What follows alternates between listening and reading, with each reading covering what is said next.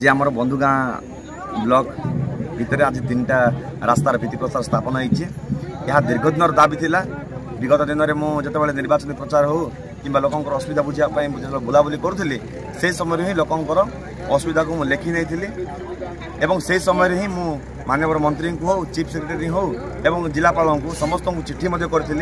jar फलस्वरूप आज विधायक भाव में मत उद्घाटन करने गोटे सुजोग मिल पारा से सब कम सांक्शन हो आज भित्तिप्रस्तर स्थापन होती 2022 मसीह मो पाखे चिठी अच्छी से समय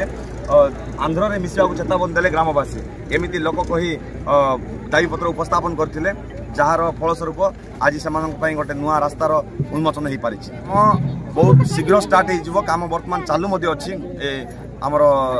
शिला आमर आलमंडा ठारू पशु रास्ता कहतु कि शिलाबाड़ी ठारू दिगभद्रापल्ली कहतु कि सरपेल ठारू केलुबाड़ी कथा कहतु सब कम बर्तमान स्टार्ट होगा समय माने स्टार्ट होगा प्रोसेस अच्छी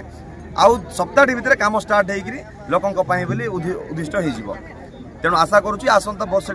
जहाँ डेट ऑफ कंप्लीशन अच्छी से समय सीमा भितर कम सरी लोकों एक सुविधा ही पार गत थर जो कम होता तार मो पाखे खबर अच्छी मुझे मॉनिटरिंग करुच्ची आशा करुच्ची आसंता दिन में माननीय मंत्री आउपर गुरुतर सहित कार्यानुष्ठान नहीं जो मैंने संपृक्त थे से कार्यानुष्ठान ने आशा करुच्ची आ बर्तमान जो है दीर्घ दिन दाबी जेहेतु मुझे रास्तार गले 4 किलोमीटर जावाई मत अध घंटार अधिक समय लगुला ये आम्बुलांस कथा कहतु कि साधारण लोक यातायात में बहुत असुविधा होगा कारण